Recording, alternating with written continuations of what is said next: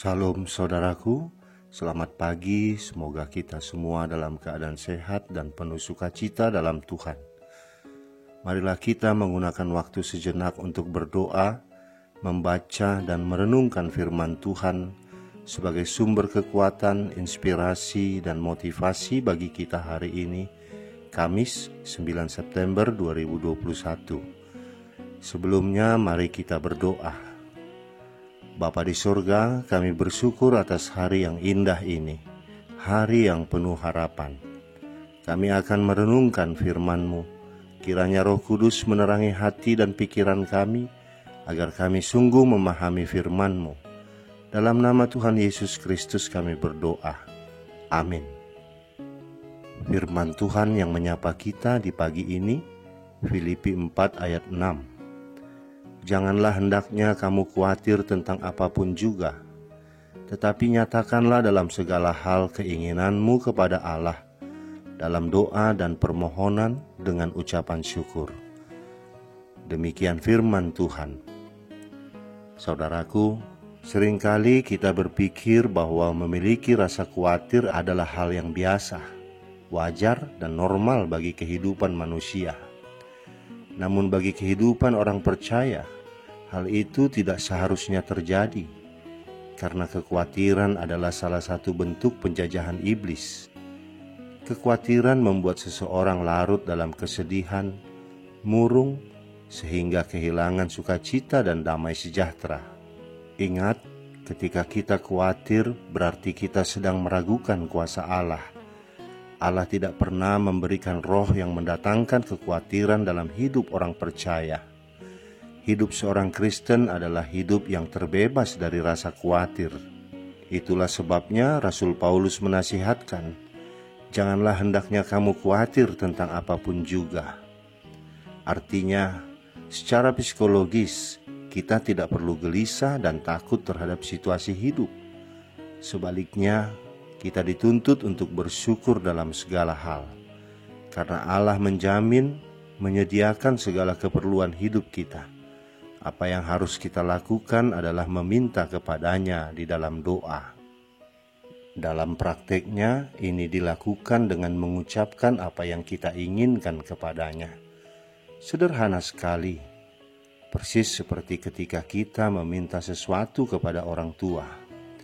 Sebagai contoh, jika kita sakit, katakan saja kepada Allah, "Ya Tuhan Allah, berikanlah saya kesembuhan. Dalam nama Yesus Kristus aku berdoa. Amin." Anak kecil juga bisa melakukan ini.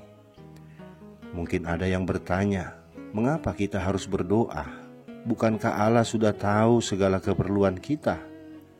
Alasannya, doa merupakan ekspresi kebergantungan dan kepasrahan kita kepada Allah atas seluruh hidup kita.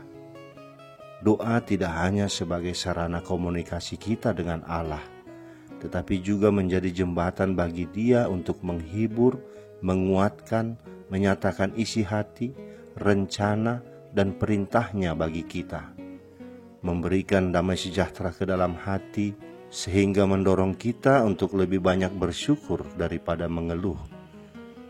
Selain mengucap syukur, jangan lupa untuk meminta hikmat agar kita dapat mengerti apa maksud dan rencananya di balik situasi yang terjadi.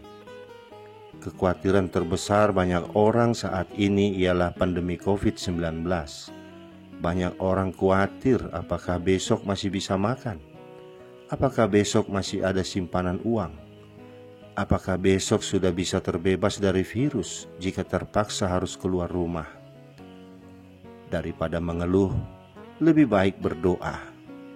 Karena doa tidak hanya membuat hati kita tenang, tapi juga menumbuhkan keyakinan dalam hati bahwa Allah akan mencukupkan kebutuhan kita di saat pandemi ini.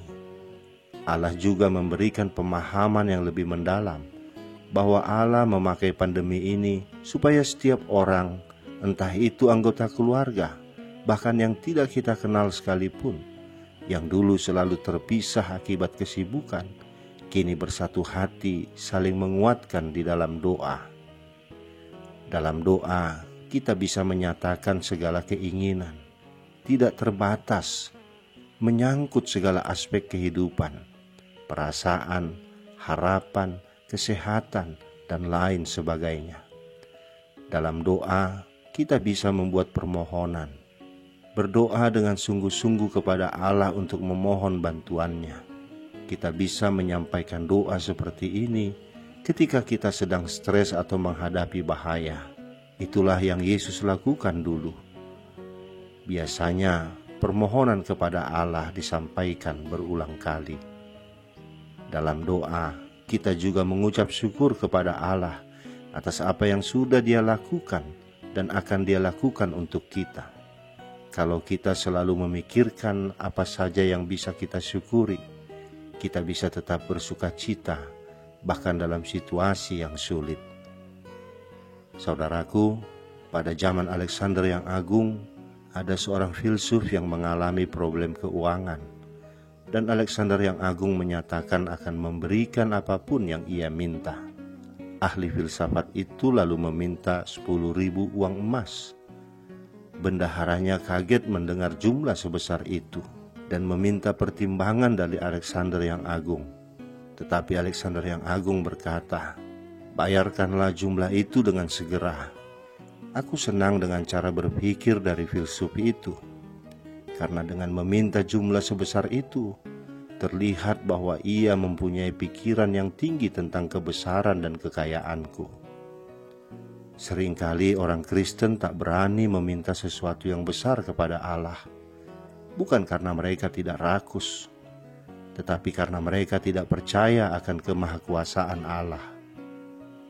Saudaraku, Allah pasti menjawab doa-doa kita dengan memberi kita kedamaian.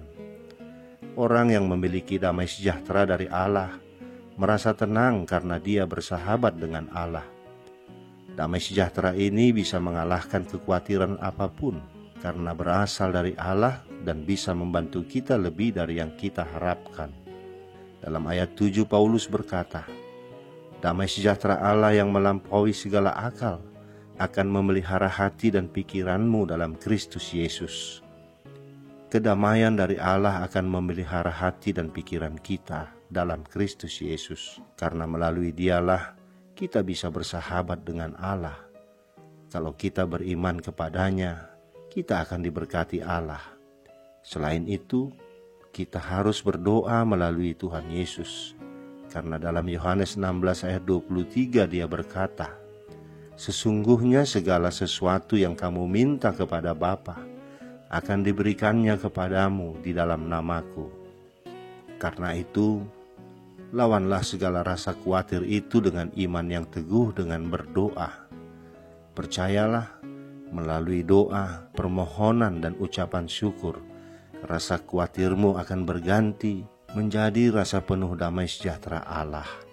Amin. Kita berdoa.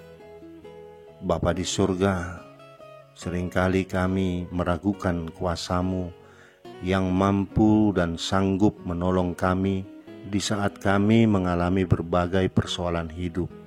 Kami tidak selalu menyatakan segala keinginan kami di dalam doa-doa kami kepadamu. Melalui firman-Mu pagi ini, Engkau ingatkan kami Bapa, agar kami membuang semua rasa khawatir kami dan menyatakan segala keinginan kami kepadamu di dalam doa, permohonan, dan ucapan syukur. Ada banyak hal yang ingin kami sampaikan Bapa. Ajarlah kami untuk menyatakannya kepadamu. Kiranya Roh-Mu yang kudus menerangi hati dan pikiran kami, agar Roh-Mu itu yang mengajarkan kami untuk meminta segala sesuatu kepadamu Bapa. Agar Roh-Mu juga yang membuang keraguan dalam hati kami dan menggantikannya dengan keyakinan yang teguh bahwa Engkau adalah Allah yang Maha Kuasa, berkuasa atas segala sesuatu, yang mampu memberi pertolongan kepada kami dalam bentuk apapun. Dengarkanlah doa permohonan kami ini, yang kami alaskan hanya dalam nama anak-Mu Tuhan Yesus Kristus, Juru Selamat kami. Amin. Selamat beraktivitas saudaraku. Tuhan memberkati. Salam.